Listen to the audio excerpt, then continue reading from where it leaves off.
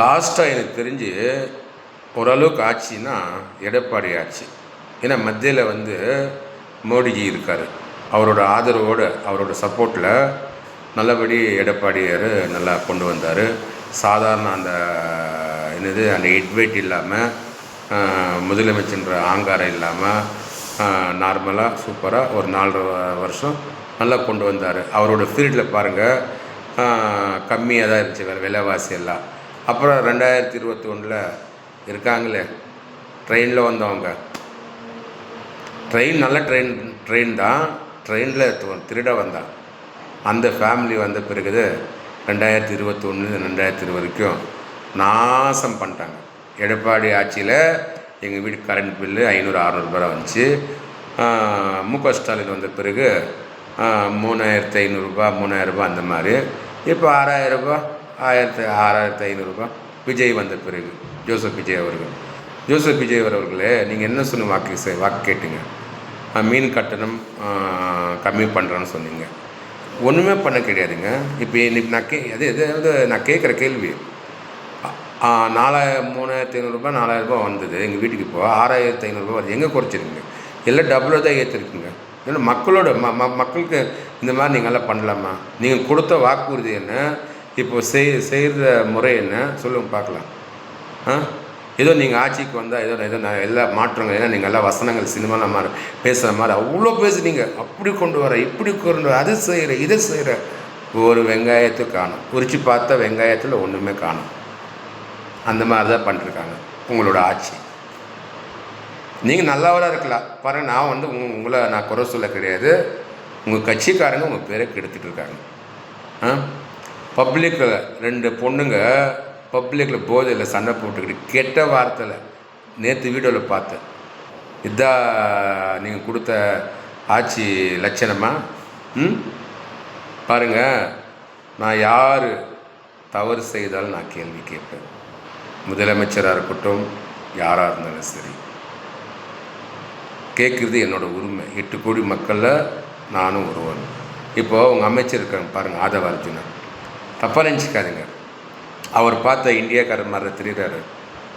ஏதோ நீக்ரோக்கார இது ஆப்பிரிக்காக்கார மாதிரி இருக்கா. அப்படின்னு எது எடுத்தாலும் அப்படியே வாய் அப்படியே படன்னு பேசுகிறாரு. கேர் ஆஃப் அட்ரஸ் என்னவென்றால் உங்களுக்கு தெரியும். லாட்ரி நிறுவனம் மருமகன், அதுதான் அவரோட கேர் ஆஃப் அட்ரஸ். சரிங்களா? அவர் வந்து எல்லா இதுக்கும் வாயிருக்கண்டு. சரி, எனக்கு ஒரு நாள் அனுமதி கொடுங்க சட்டசபைக்கு வர மாதிரி. நான் பேசுகிறேன், எனக்கு நிறைய பேசுகிறது தெரியும். ஆதவ அர்ஜுனோட சூப்பராக பேசுவேன். ஆனால் ஆதவ அர்ஜுனை பொய்யாக பேசுவார், நான் உண்மையாக பேசுவேன். அவர் பேசுகிறதெல்லாம் பொய். நான் சட்டசபைக்கு வந்தால் ஒரு நாள் எனக்கு ஒரு வாய்ப்பு கொடுத்தா நான் உண்மை தான் பேசுவேன். யாரும் தவறாக நினச்சி வேண்டாம். எந்த கட்சிக்காரனாக இருக்கட்டும், யாராக இருக்கட்டும், நான் நல்லபடி தான் பேசுகிறேன். ஆனால் நான் கேட்குற கேள்வி வந்து அவ்வளோ சூப்பராக இருக்கும், உண்மையாக இருக்கும், அதில் நியாயம் இருக்கும். நீங்கள் 7 ஜேதி படம் பார்த்துருப்பீங்க, கேப்டன் விஜயகாந்த். அதில் வந்து அரசியல்வாதிகள் எதிர்த்து தான் அவர் வந்து குரல் கொடுப்பார். கேப்டன் வந்து விஜயகாந்த் அவர்கள் வந்து அந்த மாதிரி அதோட 10 மடங்கு எனக்கும் பேச தெரியும். ஏன்னா எனக்கு கடவுள் வந்து அந்த வரம் கொடுத்துருக்காரு, பேச்சு திறமை. எனக்கு பேச தெரியும். நல்லா ஆட்சி கொண்டு வாங்கன்னு சொன்னால் இந்த மாதிரி டெய்லி வந்து சரி. இப்போது நீங்கள் இப்போ சட்டசபையில் நீங்கள் பேசுகிறீங்க, மக்கள் பற்றி ஏதாவது நீங்கள் பேசுகிறீங்களா? நீங்கள் அதை பண்ணீங்க, நாங்கள் இதை பண்ணோம். உங்களும் எதாவது சொல்கிறாங்களே, திருடன்ற நான் திருடன்னு எவன் ஒத்துக்குவா? ஒரே குட்டையில் ஊர்னா மொட்டைங்க தான், எல்லாமே திருடர்கள் தான். மக்கள் பற்றி எப்பாவது ஏதாவது பேசுகிறீங்களா சட்டசபையில்? மக்களோட பற்றியே நீங்கள் எதுவுமே பேச கிடையாது. அவங்க பேசுகிறது, அவங்கள பேசுகிறது. நீங்கள் அப்படி பண்ணலையா, நாங்கள் இப்படி பண்ணலையா, ஏதோ ஸ்கூலில் ஹெட் மாஸ்டர்கிட்ட சின்ன பசங்க பேசுகிற மாதிரி பேசிக்கிறாங்க. சட்டசபை மாதிரியே தெரியல எனக்கு. சட்டசபை என்ன கம்பீரமாக இருக்கணும். அம்மா ஜெயலலிதா அவர்கள் பேசுவாங்க பாருங்கள், எப்படி பேசுவாங்க தெரியுமா? அப்படி 2 வார்த்தை. அதே மாதிரி குஜராத்தில் 4 முறை முதலமைச்சராக இருந்தார் எங்கள் பிரதமர். அவ்வளோ அருமையாக இருக்கும். அந்த ஸ்பீச்சு கேட்குறதுக்கு அப்படி இருக்கும். அது ஸ்பீச்சு. நீங்களும் பேசுகிறீங்களே, ஆ, ஒரு வெங்காயம் காணும். ஆனால் நீங்கள் மக்கள் நல்லது பண்ண மாட்டீங்க. அது மட்டும் எனக்கு நல்லா தெரிஞ்சு போச்சு. பார்க்கலாம் இன்னும் என்னென்ன பண்ண போகிறேங்கன்ட்டு. இந்த லட்சணத்தில் அடுத்த பிரதமராக ஸ்டாலின் இதே தான் சொன்னார். இதுக்கு முன்னால் வந்தவர்கள்லாம் இதே மாதிரி சொல்லி இன்றைக்கி காணாமல் போயிட்டாங்க. நாளைக்கு நீங்களும் அதே மாதிரி தான் காணாமல் நீங்களும் போயிடுவீங்க. கனவு காணுங்க, அவ்வளோதான். ஆனால் உங்களுக்கு என்ன, தமிழ்நாடுன்னு ஒருத்தர் பிரதமர் ஆகணும். ஆவாங்க ஃப்யூச்சரில். ஆனால் பிஜேபியில் தான் ஆவாங்க, பிஜேபிக்காரங்க தான் ஆவாங்க. அது யாருன்னு சொல்ல முடியாது. ஏன் நானாக கூட இருக்கலாம்.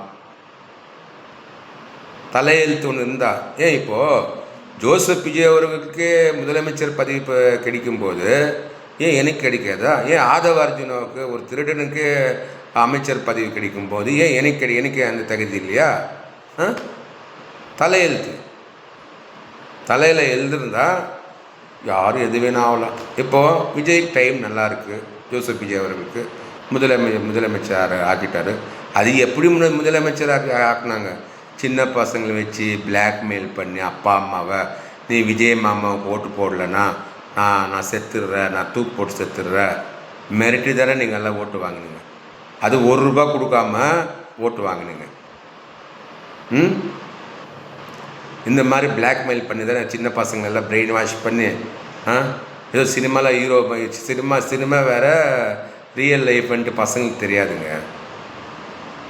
இந்த ஜென்ரேஷன் பசங்க பெற்றவங்க மிரட்டி ஓட்டு வாங்கி ஜெயிக்க வச்சிட்டாங்க. இனி அனுபவிப்பாங்க. ஆனால் இன்னொன்றுங்க, தாவேக்க நண்பர்களே, உங்களுக்கு சேர்த்து தான் சொல்கிறேன். இப்போது நான் பிஜேபியில் இருக்கேன், எனக்கு ₹6000.